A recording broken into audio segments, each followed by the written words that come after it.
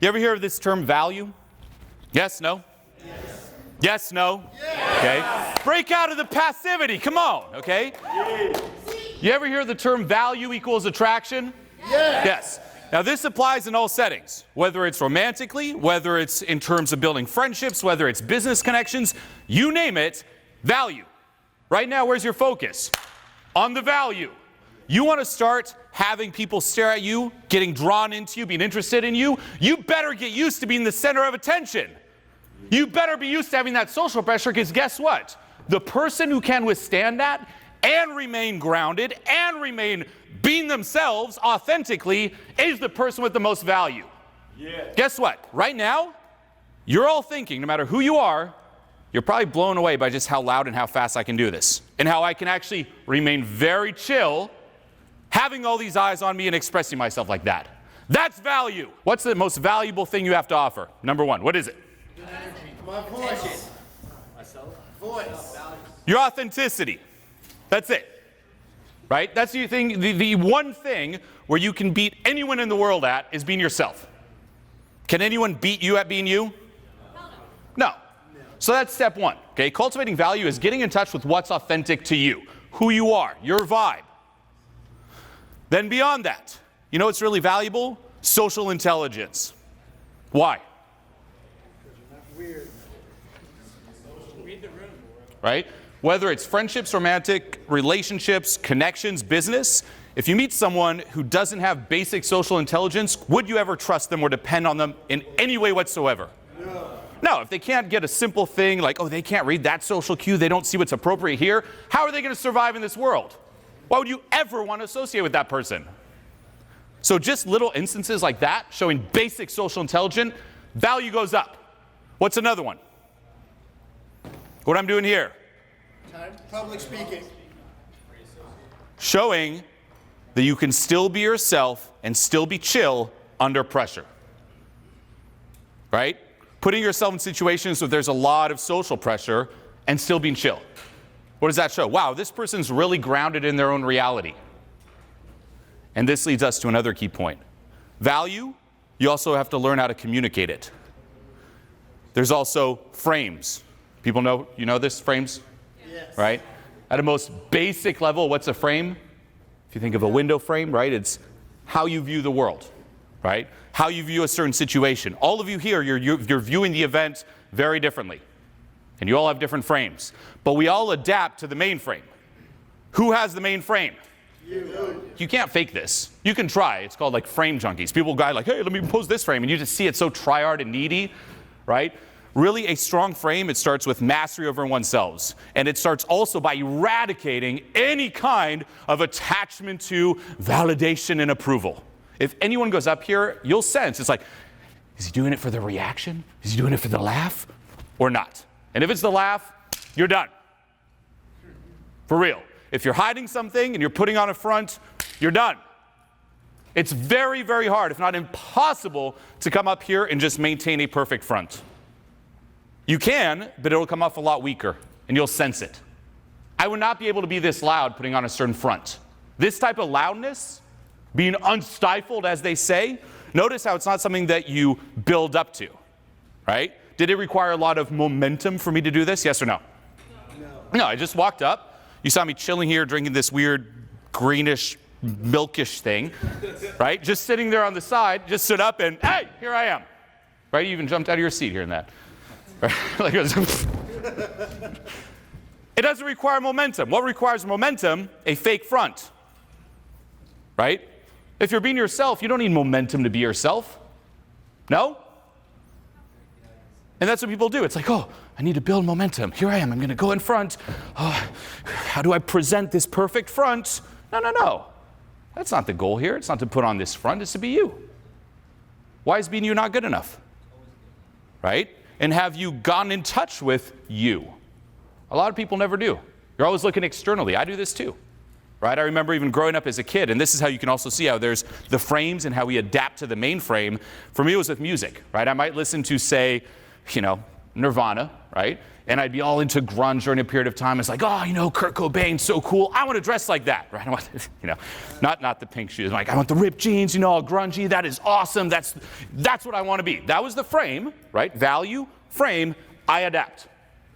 Then what would happen? Oh, let me listen to some rap. You know, oh, Eminem's really cool. I want the baggy pants. And suddenly, no, grunge isn't cool anymore, rap. And I'd go back and forth adapting. Now with social media, what happens? Everyone does this. Main frames are put on you left and right. You're just getting sucked into all these frames, and you never pause and just look at, hey, what about me? Instead of looking at all these other people, I want to be like them, I want to be like them, I want to be like them. Right? I even think it was Kurt Cobain who said something like, you know, wanting to be someone else is like a waste of who you are. I'm paraphrasing, something along those lines, but it's true. You want to be someone else, you're always going to be a poor person's version of that person. You get sucked into my frame, you want to be like me, you're going to be a sucky version of me. You'll be the inbred version of me. Really. If you ever wondered, I'm like, hey, I wonder what an inbred, like, that'd be you. The only person you can truly excel at is you. But it does start with pausing and asking yourself, who am I? And also doing it in a very raw and sober setting. A lot of people, when they socialize, for example, and they experiment putting parts of themselves out there, guess what? They do it under the influence. They go up, they're scared, they're like, oh, let me have a drink. And that's what they get used to. But that's not really you. And here's the other problem. You're now creating a situation where you're working on a part of you that you can only access with a drink. So nothing really changes, right? I know people like this. They need a drink, for example, before something stressful, like a presentation, or a drink before a date, or a drink before going out, a drink before making a call to someone. Why? Because the sober them, the default them, isn't good enough. They haven't worked on it. They haven't cultivated it. Okay? And this comes down to two things. Number one, getting out of your own way. Okay? If you take social skills as a whole, 80% is emotional skills. That's solved with letting go. Momentum? No, that's solved with letting go. State management? Letting go. Attachment to validation? Letting go. Putting people on a pedestal? Letting go. And then there's the other 20%, and that's the analytical skills. And that's, for example, polishing your personality. Right? You can let go, and that's what allows me to be like this. It's not forced, it's powerful. Notice? Here's forced. Hey, how's it going, everyone? Yeah, I'm here. You like this? You like how loud I am? Yeah? Yeah? That's force. And you can sense it's a little try-hard, not very grounded, a little bit frenetic. Right? People do this. You're like, ooh, something's a little bit off. And it's also projected at you. You can also sense this, right? It's pursuing. I'm pursuing your approval. Hey, versus, hey. My voice is actually going down. Hey! And it's drawing you in. Pursuing, attracting. That's letting go. That's release muscles. But then guess what? Once you tap into that, you get a feel for who you are, you can polish it. For example, say I'm up here on stage and I do a bit of content. Something new I've been playing around with. I might mess around with it. Okay, there's a good draft.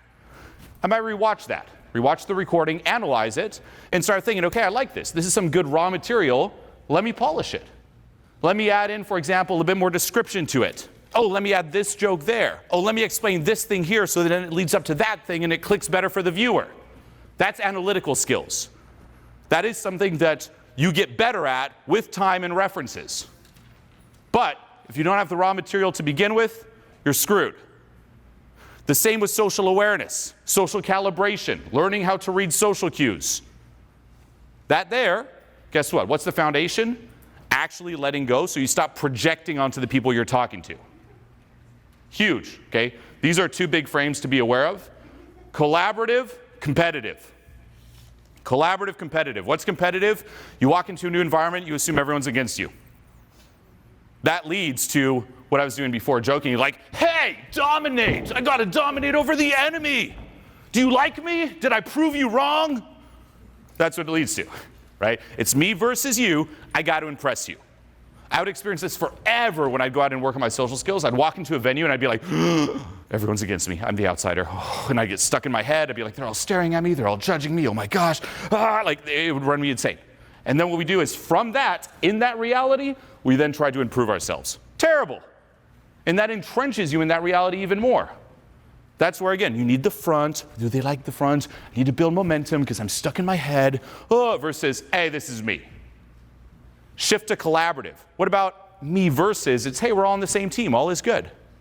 And you've all had glimpses of this, right? Who had that experience where you go out and at first you're like, ooh, this is kind of scary. You talk a bit and then you're like, huh, actually, this is pretty fun, right? Same exact venue, but a completely different reality and experience. No? Yes. Yeah? Well, guess what? That there should be the default. When you walk in, you should assume everyone's on your side and already loves you. Nothing to prove. Put your guard down. Let your true personality shine.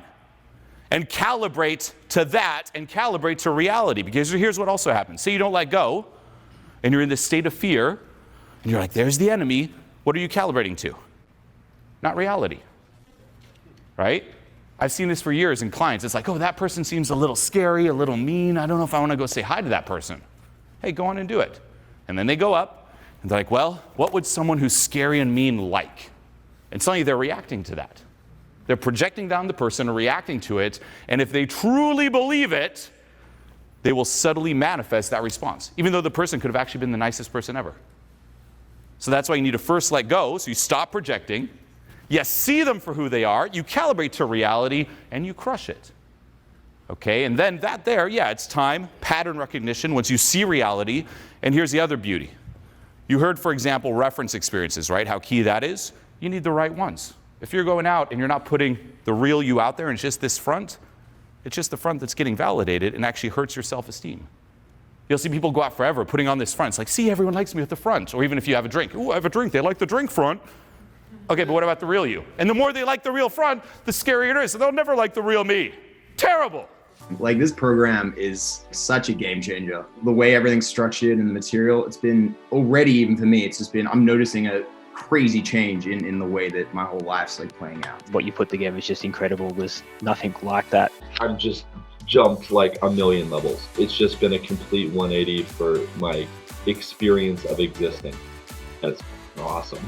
It's just been so huge in terms of so many of the things I'm finally understanding and realizing and epiphanies I'm having. What you do is a huge inspiration to me, and I think it's one of the most beautiful things you can give to another human in this entire world. You saved my life, man.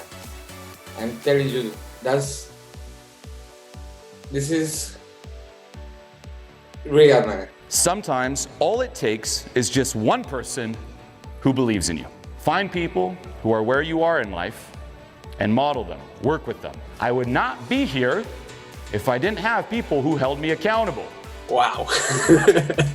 I just felt a click and things are changing. This program was just top notch. Seriously, like, this is a masterpiece. This is perfect. Everything, the way it's set up, the live calls, like all the support from the coaches is incredible. It's been nuts. I just had my tears of joy. This was the best decisions I ever made. Thank you for creating something wonderful like this. This program was phenomenal. This program was amazing. This program has definitely changed my life. I know for a fact I'm in the right place. This is exactly what I was expecting from the program. It's been spectacular. I feel really lucky to have found you. Thank you so much, Julien. It's worth every dollar.